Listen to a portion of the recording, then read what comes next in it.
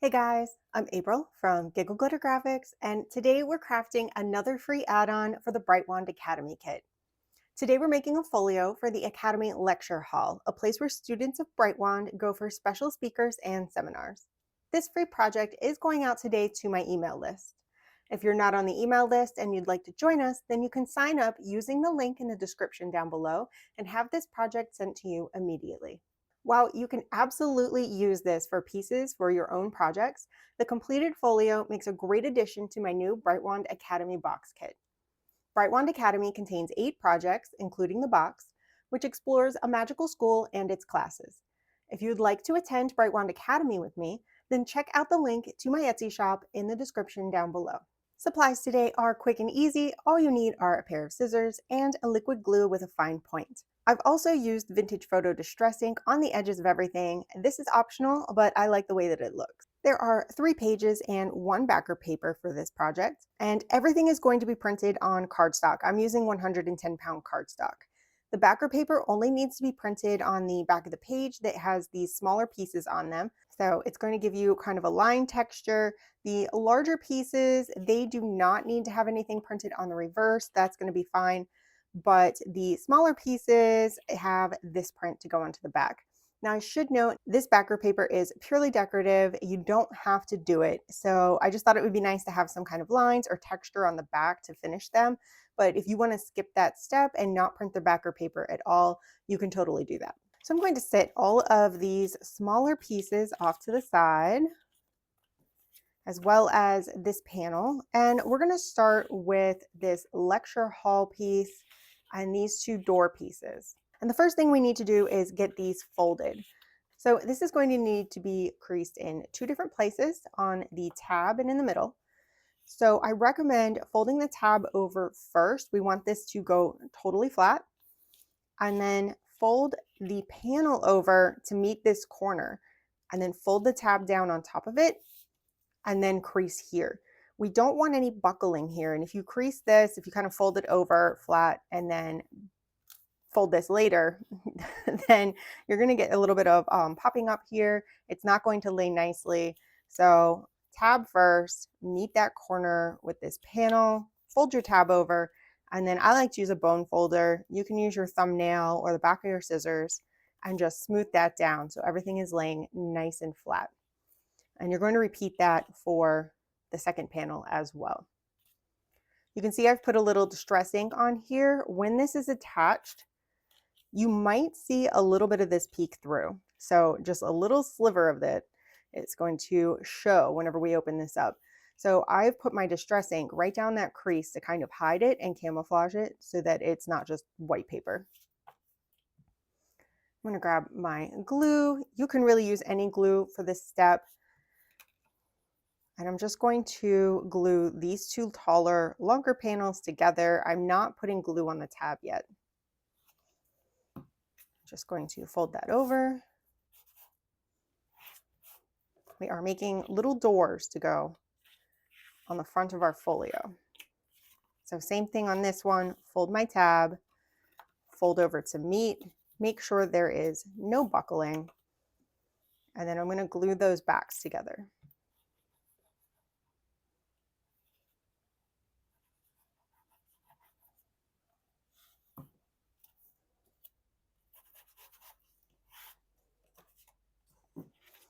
Now I have these both prepared. I've got my doors.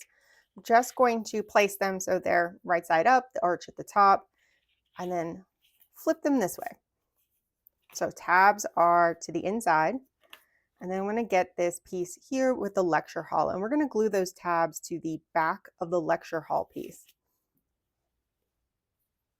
So I'm going to grab the left one first, put glue right along that tab. I'm going to place my lecture hall, the left side of it, on that tab, and then fold this over flat. Make sure the tops and the bottoms are lined up. And then give that a little rub from the back to make sure it's pressed down well. So there is our first door, and we're going to repeat that for the second door. So a little glue on my tab,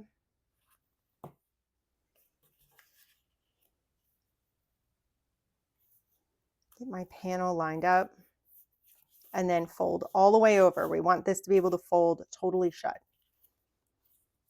I'm going to check that top and bottom again and press my tab down. So now you should have something that looks like this. Let's go ahead and attach the back panel now. That's just going to hide the tabs for us, make it look a little bit cleaner. So again, a glue stick could work well here. I'm going to use my liquid glue, go around all the edges, and then just give it a quick scribble on the inside.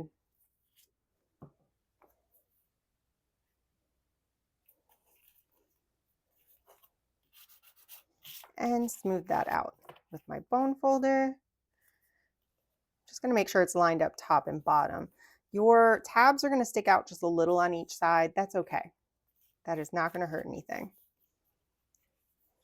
Now let's come back to the inside of our folio. And this is going to be a pocket. It's going to go in. You can see it matches the print. It's going to pop right in on the inside here. So there's a little decorative trim. You can see the way the seats curve. We're going to glue on the left, right, and bottom with a thin line of glue. So just a nice thin line of glue all around that. And then line this up at the bottom. And then the left and right of that back panel. And then you'll just want to check. It should fold fine. There's plenty of room in these creases here. Actually, might have a little extra room. I think mine has slipped just a little bit, so, but it still doesn't look bad. So now my pocket is in. I am going to let this dry a little bit because the next pocket's going to go on the outside of the folio, and I don't want to accidentally glue this shut. So give that a moment to dry and make sure that you've cleaned up any extra wet glue around the edges before closing the doors and moving to the next step. So once it's dry, I've got these two little pieces of door, and you can see they line up, they match up with the picture on the front.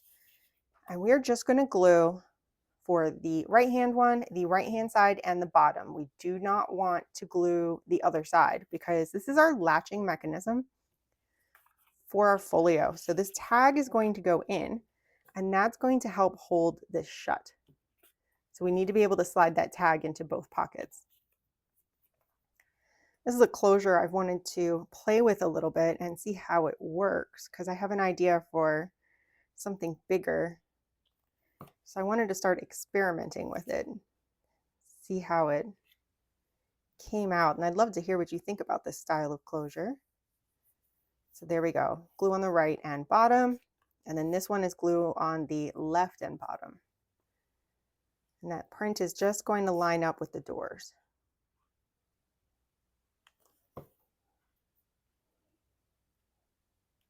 And then again, you're going to want to let this dry before you move on to the next step.